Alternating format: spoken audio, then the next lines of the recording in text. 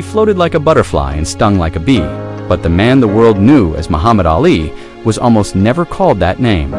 What if I told you the greatest boxer of all time was nearly erased from history, not by an opponent in the ring, but by his own country?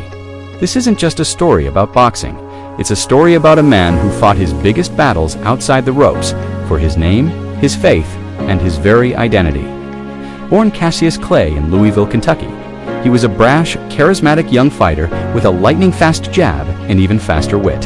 He wasn't just good, he was a poet in motion, predicting the round he'd knock out his opponents. He captured the world's attention and an Olympic gold medal in 1960.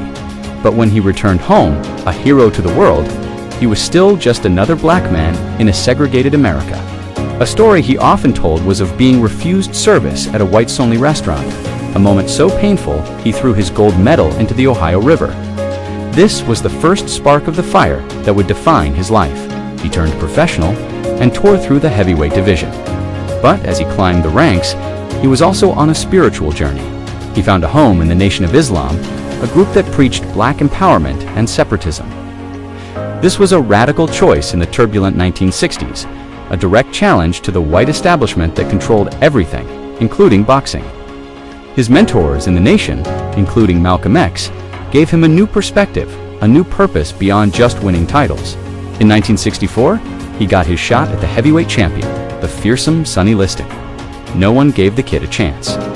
Liston was an intimidating ex-convict, with fists like cinder blocks. The odds were 7-1 against Clay. The media called him the Louisville Lip, dismissing his bravado as childish nonsense. But on February 25th, the unthinkable happened. Clay danced, he jabbed, he frustrated the powerful champion. After 6 rounds, Liston, battered and bewildered, refused to come out of his corner. Cassius Clay had shocked the world. He leaped onto the ropes, shouting, "I am the greatest. I shook up the world." But the very next morning, he delivered an even bigger shock. He announced he was a member of the Nation of Islam and that his name was no longer Cassius Clay. He was now Muhammad Ali.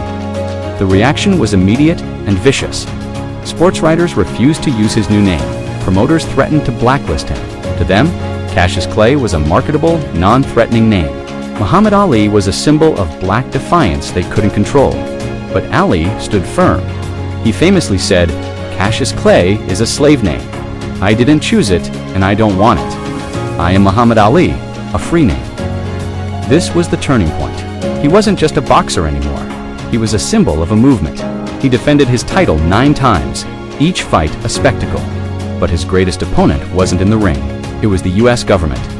In 1967, at the height of the Vietnam War, Ali was drafted.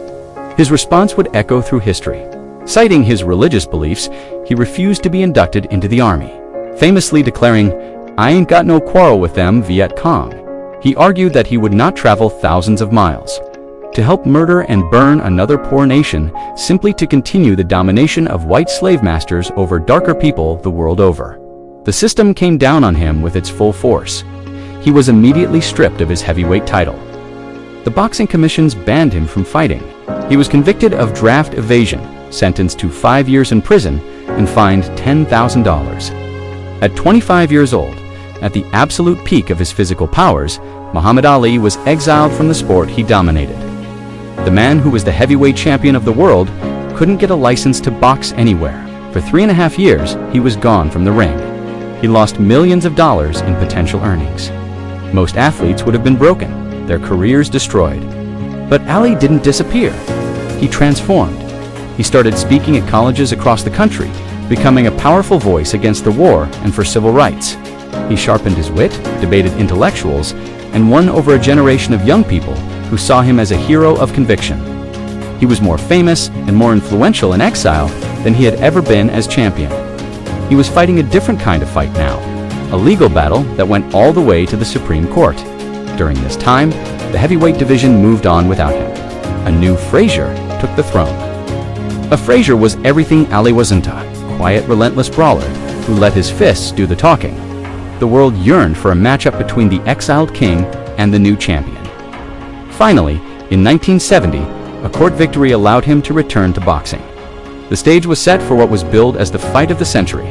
On March 8, 1971, at Madison Square Garden, Muhammad Ali and Joe Frazier met in a battle that was more than just a boxing match. It was a clash of cultures, politics, and personalities. Ali represented the anti-war counterculture movement. Frazier, unfairly, was cast as the establishment's champion. The fight itself was brutal, a 15-round war of attrition. In the final round, Frazier landed a thunderous left hook that sent Ali to the canvas. Ali got up, but he lost a unanimous decision, his first professional defeat. To many, it looked like the end. The magic was gone, but Ali was far from finished. This loss only fueled his determination. He had to prove he was still the greatest. This led him to one of the most iconic fights in history, the Rumble in the Jungle. In 1974, he traveled to Zaire, Africa, to face the new, seemingly invincible heavyweight champion, George Foreman. Foreman was younger, stronger, and had knocked out Joe Frazier in just 2 rounds. He was a monster in the ring. Again, nobody gave Ali a chance, but Ali had a secret plan. In the sweltering heat of Kinshasa, he unveiled a new strategy, the rope-a-dope. For round after round, he leaned back against the ropes, covering up and letting the fearsome Foreman punch himself out. He absorbed a tremendous amount of punishment, taunting Foreman. "Is that all you got, George?" The crowd, which had adopted Ali as one of their own, chanted Ali Bomé, Ali, kill him. By the 8th round, Foreman was exhausted, his powerful arms heavy and useless. Suddenly, Ali exploded off the ropes with a flurry of combinations, sending the giant champion crashing to the mat. It was a stunning victory, a triumph of intelligence over brute force. At 32 years old, 10 years after he first won the title, Muhammad Ali had once again shocked the world. He was the heavyweight champion again. His legacy was now secure. He had defeated the 2 men who had reigned in his absence. He went on to have a third brutal fight with Joe Frazier. The Thrilla in Manila, a bout so punishing, Ali called it the closest thing to dying. He fought until 1981, long after his prime, his body beginning to show the signs of the thousands of punches he'd taken. 3 years later, he was diagnosed with Parkinson's syndrome, a neurological disorder that slowly silenced his famous voice and slowed his beautiful movements. But even as his body failed him, his spirit burned as brightly as ever. He became a global ambassador for peace and humanitarianism. The man who was once vilified became one of the most beloved figures on the planet.